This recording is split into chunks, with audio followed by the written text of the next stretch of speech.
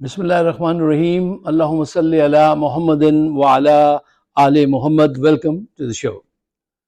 صاحبوں، ہر آنے والے دن میں پاکستان میں اسٹیبلشمنٹ اور کرپٹ سیاستدانوں کو اپنا کردار ختم ہوتا ہوا نظر آ رہا ہے. ان کو اس بات کا احساس بڑا گہرا ہو گیا ہے.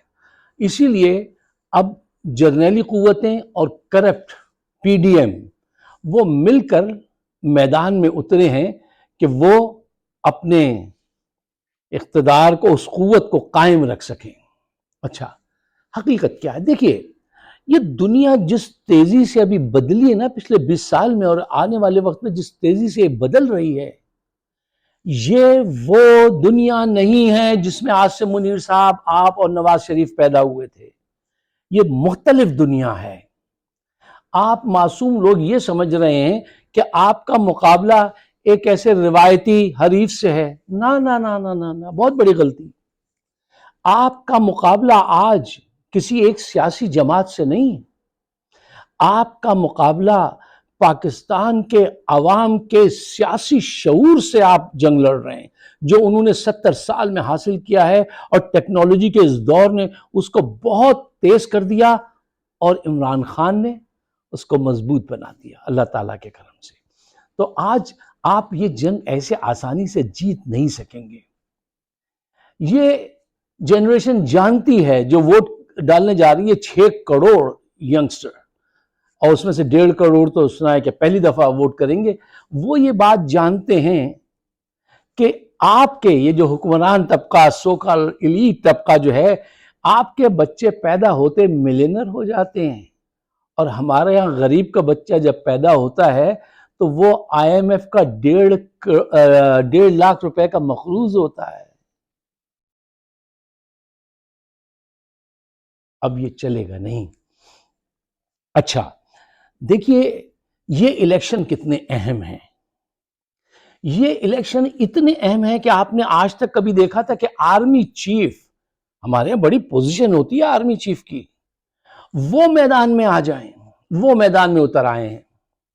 انہوں نے نون لیگ کو کھلی چھٹی دی، آئین، عدلیہ، میڈیا سب کو قید کر دیا، لیکن نواز شریف راہ نہیں نکال سکے، اس میں سے کوئی رستہ نہیں نکال سکے. لہذا اب آرمی چیف خود انہوں نے ابھی خطاب کیا. پہلی دفعہ غالباً میں نے دیکھا ہے کہ انہوں نے اسٹوڈنٹ سے، سویلین سے ایسا خطاب کیا. اچھا، حقیقت یہ ہے، تماشا یہ ہے کہ خود حکومت کی ایجنسیز نے انہیں یہ رپورٹ دی ہے کہ بھائی یہ الیکشن ہم مینیج کرنے میں ناکام ہیں، کیونکہ عوام جو ہے وہ ڈٹ کے کھڑی ہوئی ہے عمران خان کے ساتھ. اب واحد طریقہ جو رہ گیا ہے وہ یہ ہے کہ وہی سسٹم کو ڈاؤن کیجئے اور ٹیکنالوجی کا استعمال کیجئے. نادرا اور الیکشن کمیشن سے کہیے کہ وہ اپنی کارروائی تیز تر کر دیں. جو پلان پہلے بھی انہوں نے بنا کے رکھا ہوگا، اب اس کو تیزی سے آگے بڑھائیں. کیوں؟ جتنی بڑی تعداد میں ینگسٹر ووٹ ڈالنے آ رہا ہے، اور پکا ووٹ ڈالنے آ رہا ہے عمران خان کے حق میں، اس کو آپ ریجیکٹ نہیں کر سکیں گے کتنی بھی دھاندلی کر لیں. کیوں؟ اس کے قمیض پہ، اس کے سینے پہ عمران خان کا بیج ہے، اور اس کے دل میں اپنی محرومیوں کی کہانیاں ہیں. وہ اب آپ کو چھوڑے گا نہیں. اب آپ بچ کے نہیں جا سکتے. ود ان انشاءاللہ 5 to 10 ایئرس آپ دیکھیں گے کہ اسٹیبلشمنٹ اور کرپٹ سیاستدانوں کا کردار بہت کم ہو جائے گا. ہمارے جرنیل بھی ٹرکی کی طرح اوبیڈینٹ ہوں گے. ان کو پتا ہوگا کہ وہ کس عہدے کے لائق ہیں اور ان کو کس کا کہنا ماننا ہے. ان کو کہنا ماننا ہے یا کہنا منوانا، یہ شفٹ ہوگی. اب یہ اس کا پہلا سٹیپ ہے، یہ الیکشن. اچھا، اس الیکشن کی ایک جو بہت ہی اہم بات سامنے آئی ہے وہ یہ ہے، اتنے بڑے پیمانے پر اتنی کھل کر بے شرمی کے ساتھ دھاندلی کی جا رہی ہے، کروائی جا رہی ہے، کہ یہ جمہوریت کے نام پر اتنی بڑی دھاندلی، اور پوری دنیا اس کو ایسے دیکھ رہی ہے جیسے عالمی مقابلے ہوتے ہیں نا، کہ سب کی نظریں جمی ہوتی ہیں کہ بھئی عالمی کوئی بھی گیمز کے مقابلے ہوں، وہ ہو رہے ہیں، پوری دنیا دیکھ رہی ہے. فٹ بال کا گیم ہونے والا ہے، سب دیکھ رہے ہیں شوق سے کہ آج کے دور میں یہ اتنا بڑا جو دھاندلی کرنے جا رہے ہیں اتنی بڑی، وہ کیسے، how it will take place, وہ اس کے انتظار میں دیکھ رہے ہیں۔ اچھا، بے شرمی جو ہے وہ مطلب بے شرمی کی حدوں کو پھلانگ گئے ہیں۔ مجھے ایک قصہ یاد آیا، جلدی سے وہ بھی سن لیجئے۔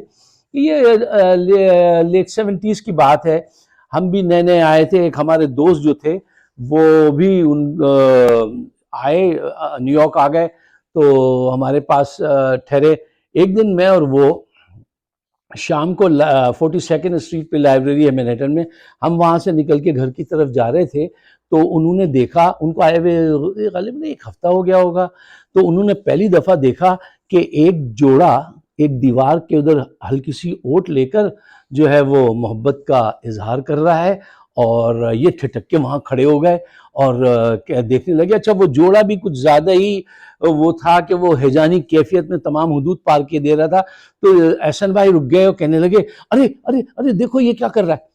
تو میں نے ان کا ہاتھ پکڑ کے کھینچا، چلو ادھر سے، تم یہاں کہاں رک گئے ہیں؟ میں نے کہا یہ بری بات ہے، یہ تم کیا کر رہے ہو؟ تو وہ کہنے لگے، ارے ابے بری بات میں کر رہا ہوں یا بری بات وہ کر رہے ہیں؟ تو میں نے کہا یہ تو گھر چل کے ڈیبیٹ کریں گے، ایسے رک نہیں سکتے، ایسے رکنا نہیں چاہیے۔ اچھا دیکھیے، جب بے شرمی کسی بھی قسم کی بھی ہو، جب وہ سوسائٹی میں قابل قبول ہو جائے، when it's become the norm of the society، تو پھر آپ اس کو روک نہیں سکتے۔ پاکستان میں کرپشن کی بے شرمی جو ہے وہ اس درجہ قبول ہو چکی ہے کہ اگر آپ کسی سے جا کے یہ کہہ دیں کہ بھائی یہ آپ رشوت لے رہے ہیں، تو وہ غور سے دیکھتا، کہتا ہے بھائی کدھروں ہے؟ امریکہ تو ہے۔ اچھا، آپ کسی سے کہہ دیں کہ صاحب یہ آپ شراب پی رہے ہیں، یہ غلط کام ہے، تو وہ کہتا بھائی میں آپ کا کیا لے رہا ہوں، میں تو اپنے پیسے سے شراب پی رہا ہوں۔ کسی سے آپ کہیں کہ یہ آپ زناکاری کر رہے ہیں، یہ بری بات ہے، تو وہ کہتا آپ کو میرے دکھوں کا کیا پتہ، جائیے اپنا رستہ لیجئے۔